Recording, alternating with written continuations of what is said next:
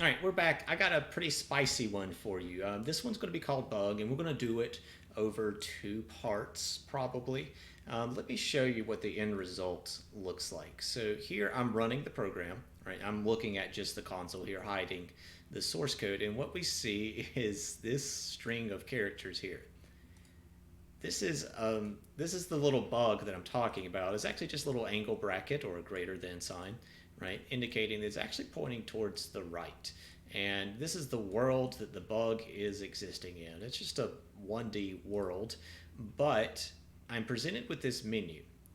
Right? We can end and just stop the program there if we wanted to. We don't want to do that. What we want to do is maybe tell our bug to move. So I'm going to try that. I'm going to enter 1. All right. I'm just using scanner here, and it's waiting for input. So we'll choose 1, and we see that our little bug character moved 1 space to the right. If I tell it to move again, there we go.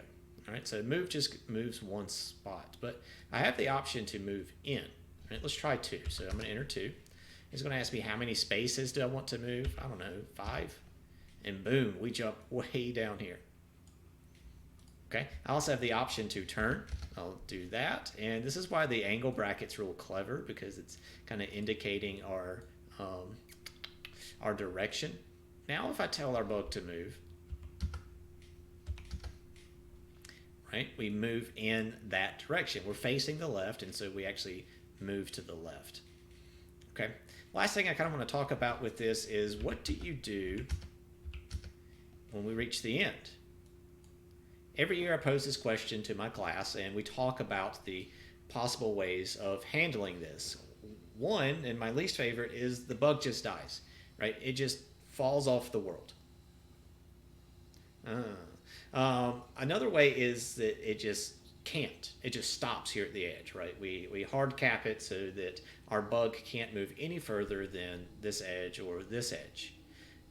My personal favorite, and the one that we're going to go with, is that when the bug reaches the end, it wraps around. Right? If I were to tell it to move again, notice that we moved 1 spot. We went from here, to the other side of the world. And if we were to turn our bug and then go back the other direction, it would wrap back around that way. Kind of cool. So we're going to use objects in order to code this. It's going to be a lot, so we're going to do it over 2 parts, but let's get started. I'm going to create a new project by going to File, New Project. And I'm going to go Next, Next. And I'm in my AP Computer Science A folder, so we're going to title this one Bug. We got the subfolder created, so I'm going to hit Finish. And yes, we would like to do it in this window. Yep, I need to terminate what I'm currently running. Here we go. Let me actually show you the public interface for this long term. Right? So these are the things that are going to be public in our class. We have 2 constructors. Right? I can tell because it looks an awful lot like a method, but there's no return type, and the names match the name of our class. We're going to have a turn method. We have move. We have move that takes in an integer. So that means that our move method is going to be overloaded just like our bug constructor. And we have a toString. This actually seems pretty easy, but there's actually going to be a lot of meat here in this move method. So with that in mind, let's get started in our bug class. I'm going to right click on the SRC, make a new Java class called bug. First thing I always ask you to do whenever you're making a class that is used to model objects is think about the instance variables. Okay, I can go and tell you there's going to be 4 in this one. I'd like you to try and figure out what they are, but here we go. One that's a little bit wonky is that we're going to need some type of integer that represents our world length. Why do I think that's a little bit wonky? Well, in practice, we would probably have a separate class that represents our world, but here our world is only 1D. It's super simple, and so all it really is a length, and so I'm going to plug that in here. And I'm using the variable world length and not just length because I don't want it to get confused with the length of the bug. Our bug is always just going to be 1 character. So we're going to have a world length. Another integer that's super important is our position. Where is the bug at in this world? Okay. Another one is some type of indicator to say, are we facing left or are we facing right? And because there's only two options, we can go with a Boolean. And I'm simply going to call it facing right. If this is true, we are in fact facing right. If it's false, it means we're facing left. The last thing that we're going to have, and you might not have thought about this one because you didn't really see other options, is like a character that represents our actual bug. Okay, I used angle brackets, but technically, right, that it looks like one character, but it's two. And so the variable here, is used to basically, placehold the bug, whatever the character is at that time. It depends on if we're facing left or right. So we do need a variable, and it can change technically. Okay, let's make our constructor. And if you recall from our public interface, right, we're going to have two. I like going with this one first. Right? I tend to start with the more broad one, or the one that takes in the highest number of parameters, because it tends to have the most that's going on. We're going to go public bug, and it took two integers. Those integers must correspond with these things. I tell you what, the big bang approach is, let's alt insert a constructor, and we're going to select our two integers. Right? You can either shift click or control click to highlight these two integers. We'll hit OK. And there we go. Our bug constructor is going to take in a world length, and it's going to take in a position. And that's going to be used to initialize these two instance variables, world length and position. But we still have two other instance variables, right? Are we facing right or not? We need to initialize these things. So I'm going to take my facing right instance variable and give it a value of true. I think initially we should be facing to the right. And if we're going to face to the right, that means that our character should be this guy. Okay. Of note, I used a char. You could use a string. There's not a huge difference there. Technically, char is not in the AP CSA subset. But I think it's simple enough that we've included it here, right? We learned char at, and that was actually to great benefit. But if I'm going to use a char, we need to use single quotes here to designate this as a single character. Also note I'm not using this dot notation on these two instance variables. You can. It's just not necessary, and so I tend to omit it. Why is it not necessary? Well, it's necessary on these guys because I need a way to differentiate. Right? Technically here, I've got two positions. I have the local variable, this parameter, explicit parameter coming in, but I also have this position instance variable, and I need a way to differentiate them. They actually exist in the same scope with the same name. If I just left this as position equals position, IntelliJ grays out this statement because it doesn't do anything. All it's doing is saving the local variable, this parameter, back into itself. Right? In order to differentiate, I'm going to use this dot. Because there is only one facing right in this scope, I don't need to use this dot, and thus I omit it. Okay, so this is actually a constructor, and it looks pretty good. All right, I'm going to maybe plug in the other one, and the question is then, right, if we look back at our public interface, we have a constructor that takes in just a single integer. It's hard to tell which integer that is, but I'm going to go ahead and recommend that it's the world length. So I'm going to auto-generate a constructor by doing alt insert. There's our constructor. And I'm going to select the world length instance variable, and we'll make a constructor from that. Okay, we still need to initialize those other things, right, including position for this one. Okay, I'm going to set our position to just simply 0. We're starting at the very first spot. We're going to face right. And our bug character, if we are in fact facing right, is going to look like that. Okay, those are our two constructors. In order to see these things, we're going to need to create a driver and create some bugs and then call a toString. So I'm actually going to go ahead and jump down to the toString. It tends to be the last thing that people write in the class. I mean, like literally at the end of the class.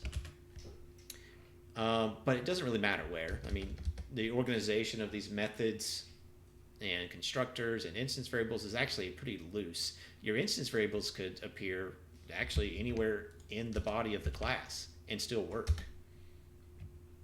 It's kind of ugh. But I have seen people put instance variables at the bottom and that sort of thing. What I'm saying is this toString could very easily just be up here. And from what I've seen in practice is that most people tend to write it as the literal last method in their class. So here's our toString. It's going to give us a string representation of our object. Why don't we Java doc this bad boy? Right? We're going to return a string representation of this bug object in the format, or like maybe like an example, right, would have something like underscore, something that looks like that, right? I want to actually produce this string here. Now, something to keep in mind is this character could change, right? It's based on whatever the current character is here. And the length of our world could change. That's based on world length. So this is actually a good spot to kind of pause if you want to attempt this on your own. But I'm going to go ahead and dive in. Okay, here's our logic. We basically want to use loops to kind of create this world. Only when we're at this spot, wherever our bug's current position is, we want to do this character instead of an underscore. This is actually a lot easier than it sounds. Right? I'm going to create a loop.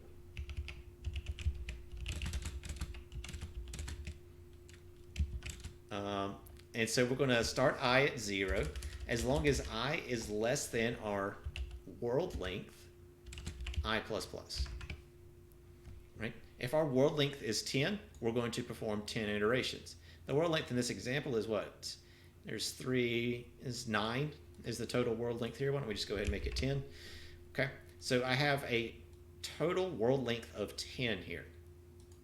I basically want to perform this many iterations. My only conundrum is whenever I get to this spot, I'm going to do this instead of this. Okay, so we create this loop that's going to loop through the world length. And with each iteration, I'm going to ask, are we here? Are we at this spot? If we are, right, if the current value of I is equal to our position, I don't want to do an underscore. What I want to do is this character. And what do I mean by do? Well, we need to create some type of string that we're just going to keep adding on to. I'm going to start the method with an empty string. And my thought process is, as I go, we're going to tack on to it. If the current value of I is equal to position, that means we're here. And so what I want to add to this string is that character, right? Is bug. Bug is this instance variable. It is the character that is currently stored in bug. Otherwise, if I is not at this position, we're free to just tack on an underscore. So str is going to be plus equals whatever it is, but we're going to tack on a underscore. Of note here, I'm adding a char. Here I'm adding a string. Doesn't really matter. And because this is a single character, I could do this. After the loop is finished, this string is finished. So I'm going to return it. Okay, one last little note. This is technically one statement. And if an if statement only has one statement, I can get rid of the braces.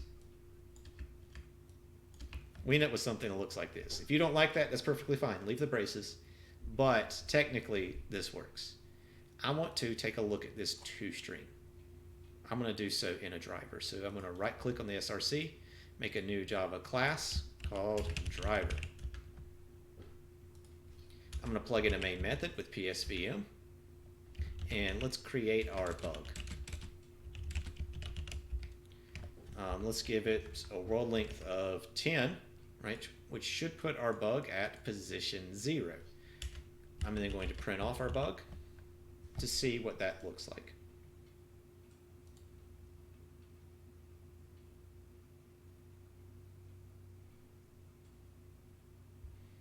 And there it is, right? There should be 10 total characters here, right, based on our world length.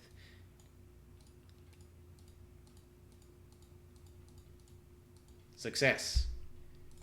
We could create another bug, or how about we just reuse this guy, right? This constructor is overloaded. Here I'm using the version that only takes in 1 integer, but we could take in 2. We have this overloaded version that takes in a world length and a position. So if I wanted my bug to start at a different position, I could simply provide a different parameter.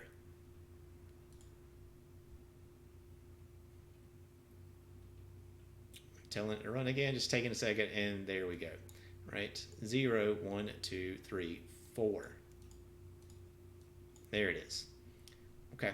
I've had the question asked by students a couple of times of what is the point of having overloaded constructors? And you kind of just saw it. What we're doing by overloading the constructor is giving the user, in this case the driver, options on how it wants to start. Effectively, that's what the constructor is the starting of your object, right? It's where we construct it, we initialize the instance variables, we set the initial state using the constructor. So by overloading the constructor, you're giving users of your class multiple options on how to start. Maybe they want to create a bug and only provide a world length. We did that just a moment ago. Maybe we want to create a bug and provide a world length and indicate where we're starting. And we just did that as well. That option is left up to us.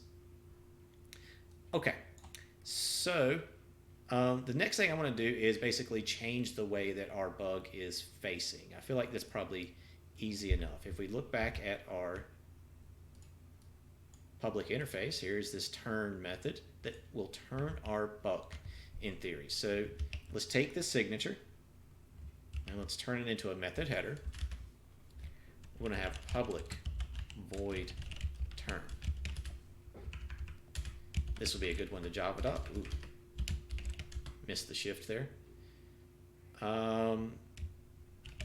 Turns the bug to face the opposite direction.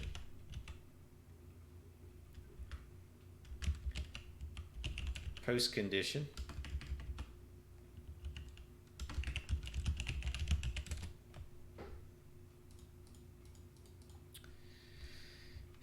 If bug was this guy, it is this guy.